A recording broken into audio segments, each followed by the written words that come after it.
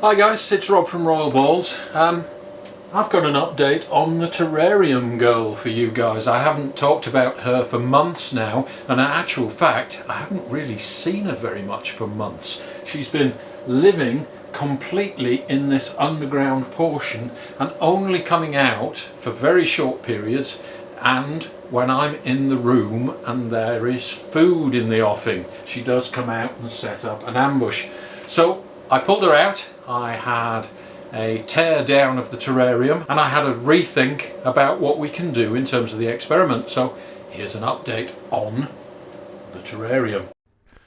The terrarium girl has been spending all her time underground, and I only ever see her on the surface for brief periods in the evening and first thing on a morning when she sets up an ambush.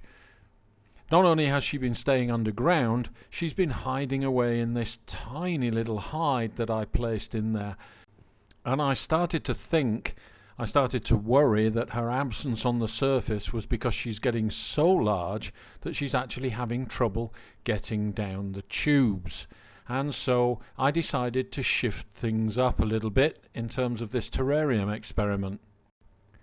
So here we are, having a major clean out, and what I decided to do was to take out the tubes and just leave holes in the corner of the terrarium so she had access to the underground section, and I would leave that little tub in there for her to go into if she preferred that, but just to see if it was actually the tunnels that were restricting her movement.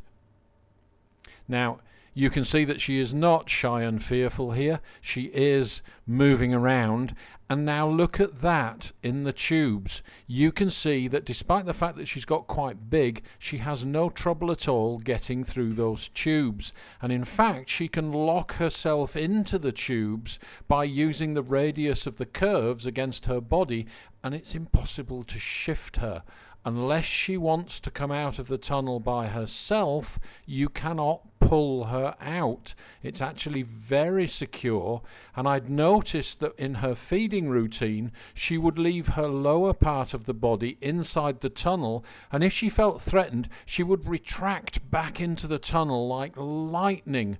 You can see how easy it is for her to move through the tunnels when she wants to move, but also how she locks herself in when she doesn't want to move.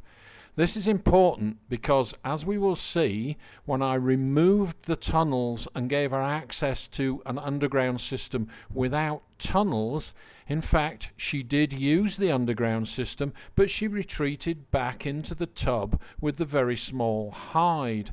And I also noticed that when she used the tunnels and came out onto the surface to set up her ambush in an evening, that she could not pull herself back into the underground part as fast as she used to.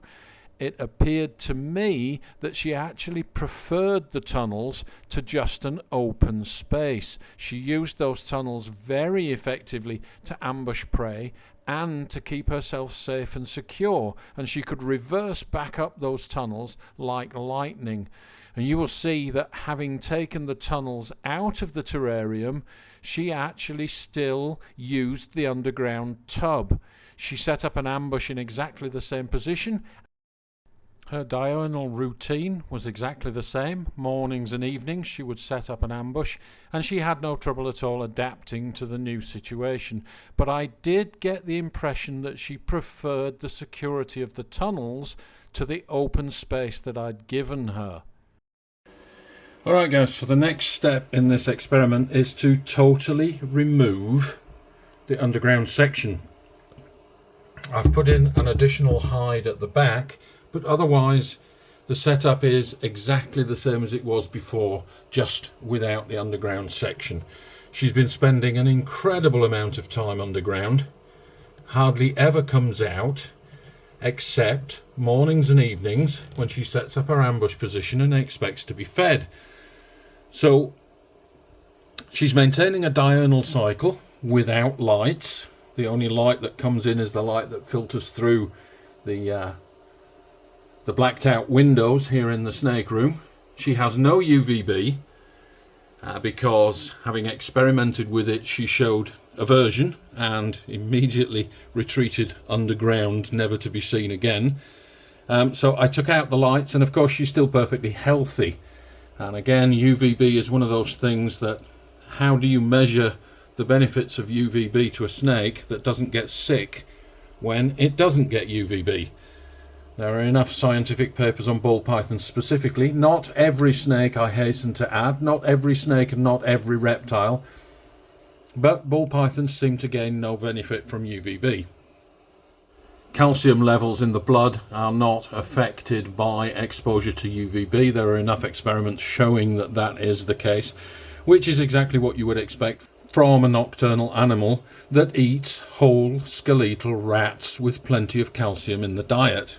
So we're going to see how this new setup, which should be familiar to her other than the new hide, affects her behaviour now that there is nowhere to retreat underground. Given an underground section in a terrarium, all of my ball pythons have preferred to be underground.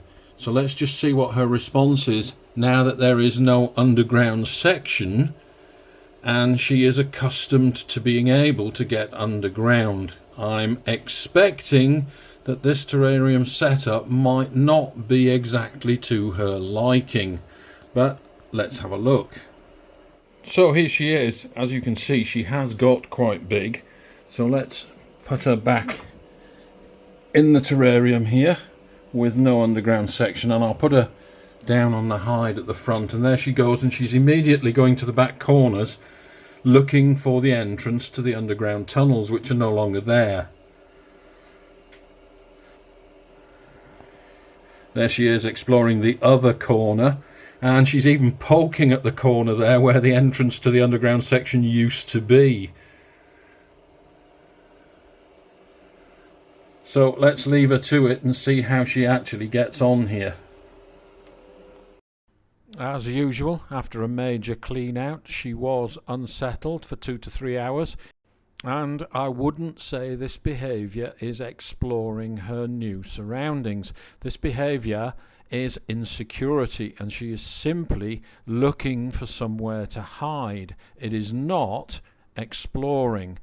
When they explore out in the open, they're vulnerable, and that vulnerability is reflected in her somewhat stereotypical behaviour, pacing the cage and pushing and probing, looking for a way out.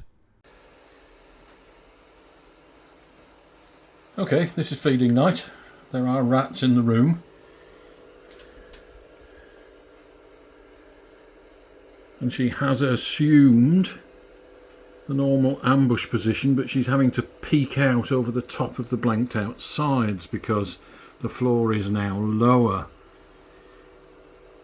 There you can see her there, peeking out over the glass, periscoping.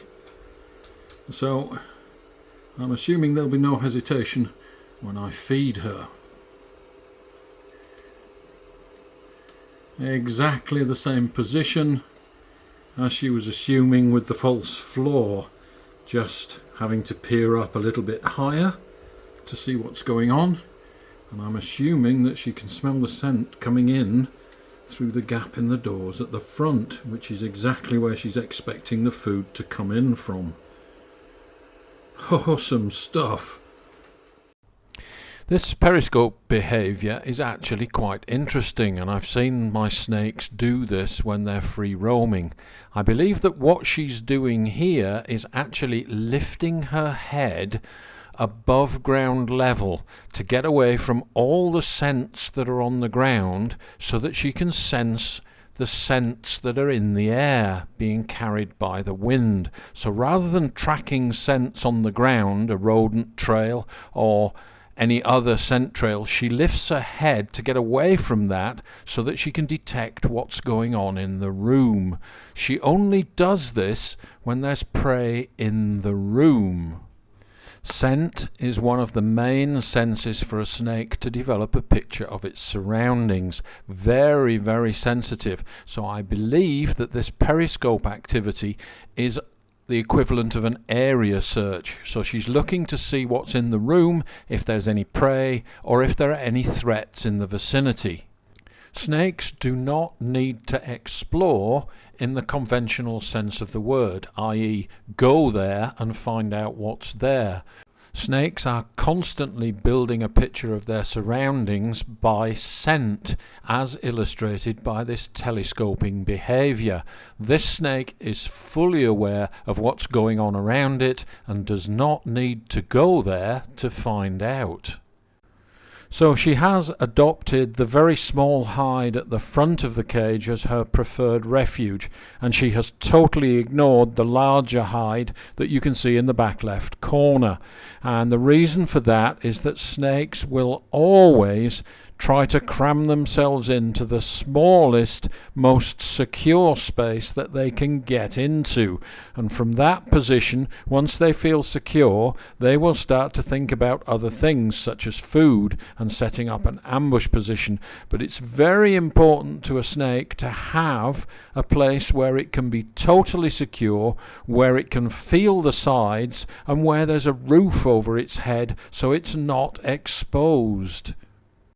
You will notice that the glass terrarium still has the back, the sides and the top blanked out. And if you are keeping your snake in an aquarium, this is the first and most important modification you need to make. Blank off the top, blank off the sides, blank off the basal part of the front so that the snake cannot see out and you cannot see in. It makes the snake much more secure and much less stressed out by movement that it can see outside the terrarium. Snakes do not like to see movement around them. That usually means a threat or a predator, and it leaves them very unsettled. So if you have a glass terrarium, blank off the back and the sides so the snake cannot see movement around it. This relieves a great deal of stress on the snake if your terrarium is kept in a high traffic area where people are walking backwards and forwards all the time. That can be very unsettling to a snake. So here I have an example of a totally unsuitable enclosure in a totally unsuitable location. This is actually at a reptile expo, and this snake is exhibiting stereotypical escape behavior. This is not exploration. This is not activity driven by hunger or any other motive other than the snake is totally stressed out, wants to escape, and wants to find somewhere to hide. If you have a snake that is consistently doing this type of behavior, it's because your enclosure is unsuitable and the snake wants to be somewhere else. It really is as simple as that. This is not exploration. At this time of year, new keepers are getting their first snakes, and I see Facebook posts full of "my snake likes to explore." No, it doesn't. I also see pictures of snakes with calluses on their snout and new owners very worried about the appearance of these strange growths on the face of their snake, and they wonder what's gone wrong.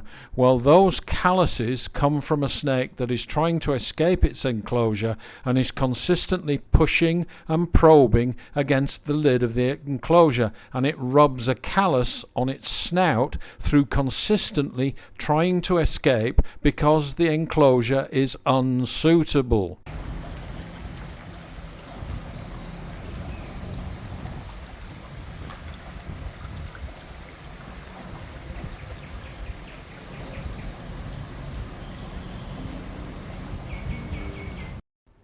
Isn't that beautiful? The reason that I've included these clips is because Malaysia actually has a wet tropical climate very similar to the West African areas that ball pythons come from. And I think many people forget that when we keep snakes in temperate climates with heat mats and artificial lighting and artificial humidity, the effect on our snake's behavior is tremendous. And I have lived in the tropics now for 20 plus years. And so I'm going to comment on some of the things that I also see on Facebook about the husbandry of ball pythons.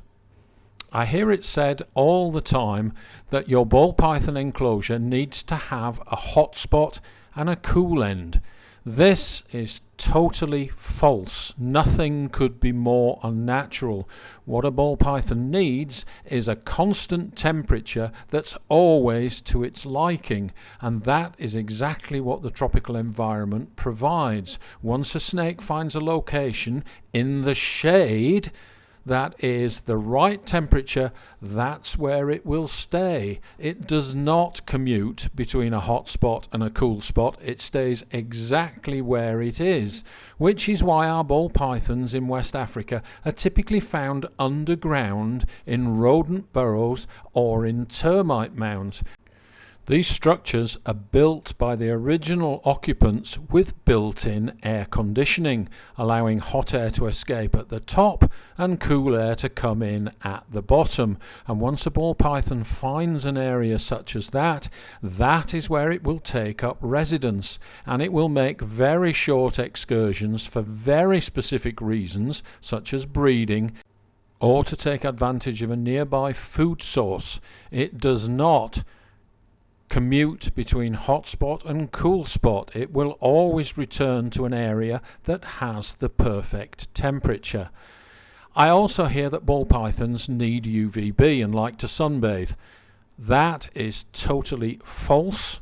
They do not sunbathe, and in fact in the tropics, if anybody has been there, they will know that no animal ever comes out in the heat of the day and sunbathes. The sun is far too powerful and would very quickly overheat a snake. Most tropical snakes spend all their time trying to avoid the sun, not sunbathing in it. Temperate snakes do need the warmth of the sun in order to warm up. Tropical snakes never experience temperatures that are anything other than ideal, and they spend all their time trying to stay cool, not trying to warm up. You will never see a tropical snake sunbathing in the sun. Heat mats and heat lights and artificial lighting and humidity are things that are a compromise in order to allow us to keep snakes in an environment that is totally unsuitable, and a hot spot and a cool end is one of those compromises. My snakes are kept at tropical ambient temperatures of around 28 to 30 degrees centigrade, which is perfect for them at all times. They do not need to move around in order to find an ideal temperature, nor are they tied in any terrarium to a particular spot because it happens to be the right temperature. My snakes in a terrarium are totally free to move where they want to move, not controlled by the temperature.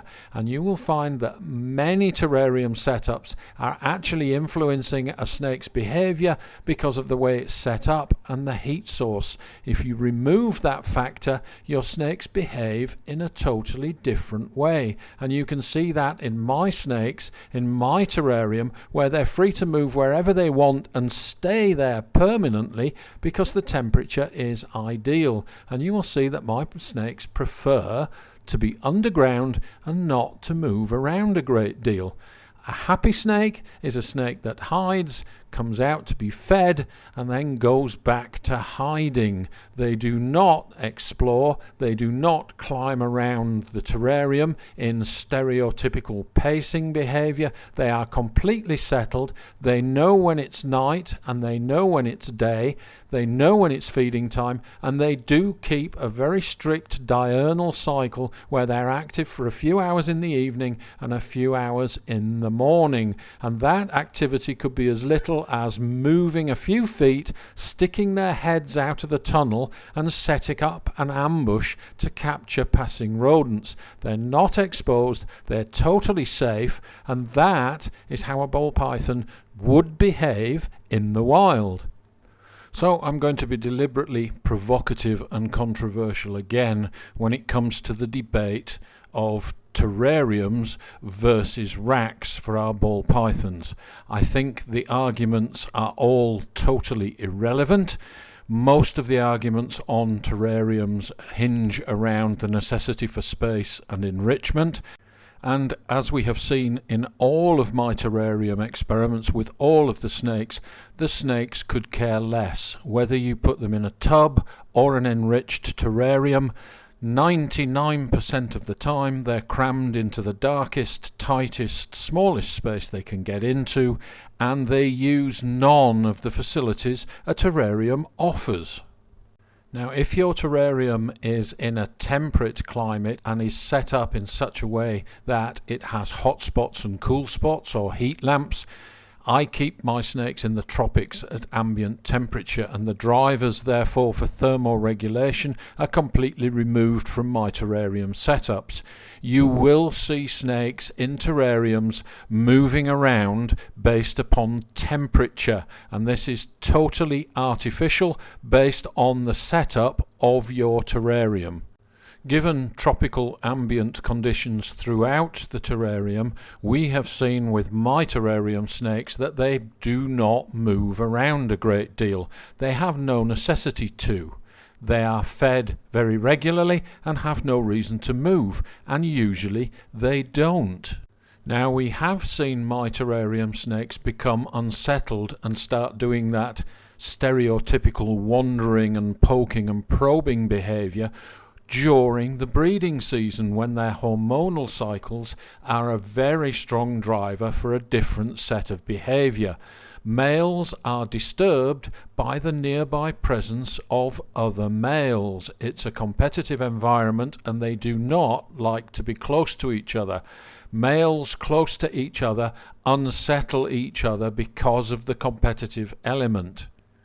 So given that our snakes behave in roughly the same way in a terrarium or in a tub, and only express a desire to come out about 1% of the time, I still feel that terrariums versus tubs neither are adequate during the time that a snake wants to come out. I feel that free roaming, as you have seen in many of my videos, is the best way to allow a snake to socially interact without actually meeting other snakes. The main driver for my snakes in my setups are other snakes, and when I allow them to free roam, when they express the desire to come out, whether it's a terrarium or a tub, they always gravitate towards the IKEA paper rack, which they scent mark, or the bin, which is full of dirty bedding from other snakes. The main interest my snakes show is for other snakes, and scent marking is very important to them. All animals scent mark, and they establish their own territories. They establish what other snakes are in the neighbourhood. They establish what females are receptive by scent marking. They do not interact with each other. They leave little scent messages for each other, and during free roaming my snakes spend most of their time scenting the other snakes. So in terms of terrarium setups versus tub setups, I think we have it completely wrong when we talk about terrariums being better. Neither is better. 99% of the time your snake will be hiding, and it is irrelevant whether it's in a tub or a terrarium. And 1% of the time when it wants to come out and do exploration, if you want to call it that, I call it free roaming, and most of the time they are scent marking. A terrarium is also totally inadequate in terms of space and enrichment for the benefit of the snakes. I view terrariums and racks as being equally bad or equally good, whichever way you want to look at it.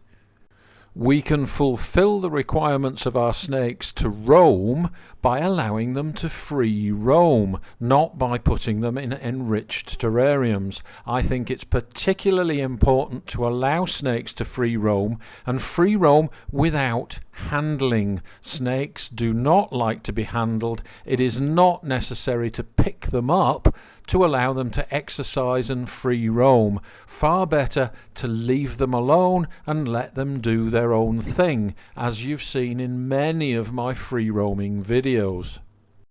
So here you go guys, plenty of examples of me free roaming my snakes. Your snakes don't forget how to be snakes when they're kept in a tub, and they cannot get this type of sensory stimulation or exercise in a terrarium. Free roaming is by far the best way to provide sensory stimulation and allow your snakes to be snakes.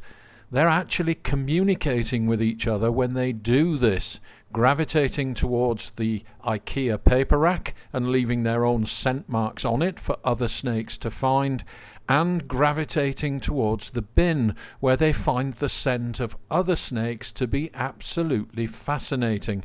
They're building up a picture of their social network by doing this scenting behaviour. They know exactly what other snakes are in the vicinity and what the condition of those snakes is. This is of far more interest to your snakes than climbing a tree branch in a terrarium. And all my snakes, whether kept in a terrarium or in a tub, will participate in this activity.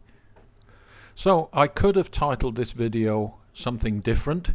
I could have titled it, "Have we got enrichment totally wrong? What is actually important to our snakes?" As opposed to what is important to us or what we think is important to a snake. Alright guys, so I have entitled this video "How Your Terrarium Setups Affect Your Snake's Behaviour," but I could just as easily have called it "Have We Got Enrichment Totally Wrong?" I do think that some of the things that are emphasised in the rack versus the terrarium debate are totally irrelevant. They're totally irrelevant to the snake, but they're important to us, and that's not really the point of the exercise. So yes, I do think by far and away the best method of stimulating your snakes is to allow free roaming. Whether you keep them in tubs or whether you keep them in terrariums, the snake doesn't really care. And when it free roams, a terrarium really is not that much bigger and certainly no better in terms of stimulation than a tub is. We can overcome all of these deficiencies by allowing free roaming. So thanks for watching. Don't forget to share, like and subscribe. Drop down in the comments below and give me your thoughts, and we'll see you on the next one.